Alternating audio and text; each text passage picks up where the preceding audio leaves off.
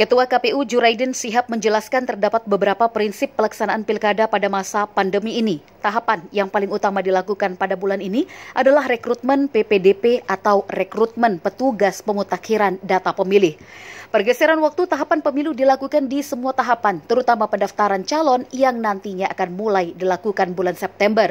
Selanjutnya, penyerahan berkas dan penetapan calon akan dilaksanakan pada bulan Desember, kemudian dilanjutkan dengan kampanye terakhir yang akan dilakukan pada bulan September sampai Oktober tahun 2020. Kampanye atau rapat umum yang biasanya mengumpulkan massa sudah tidak boleh dilakukan lagi. Kampanye hanya boleh dilakukan melalui media massa atau media-media lain, seperti baliho ataupun spanduk.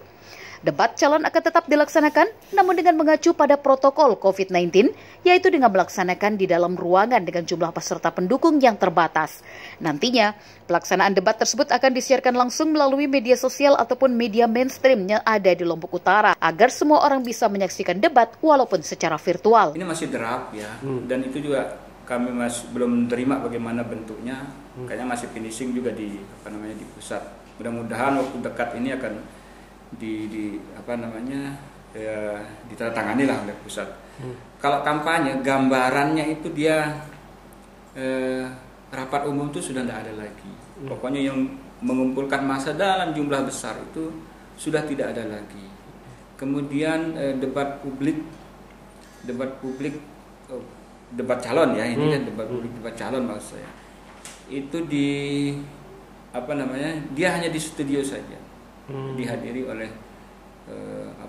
calon itu sendiri, mungkin ada pendukung tapi tidak seberapa lah itu. Itu hanya di studio saja, tidak seperti dulu harus membawa partisan, pendukung.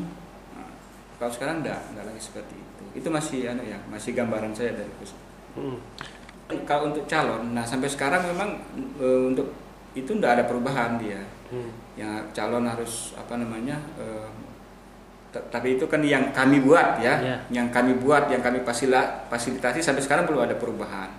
Misalnya 5 per desa, terus per kecamatan itu berapa yang harus billboardnya dipasang, itu belum ada perubahan sampai sekarang. Langkah KPU pertama, KPU saat melanjutkan tahapan pemilihan setelah vakum selama 3 bulan adalah melantik PPK dan PPS Lombok Utara yang berjumlah 99 orang. Selanjutnya, pertanggal 15 Juni tahun 2020, mereka akan langsung bekerja. Sedangkan untuk anggaran KPU, Kabupaten Lombok Utara masih pada posisi 16,2 miliar, sama seperti anggaran di luar COVID-19. Untuk itu, KPU meminta tambahan lagi anggaran pilkada ke KPU Pusat agar bisa melaksanakan tahapan pilkada sesuai dengan protokol COVID-19. Pasalnya, anggaran di daerah Lombok Utara tidak mungkin bisa ditambah karena sudah sangat mepet. Dari Lombok Utara, Asirno Tanjung TV melaporkan.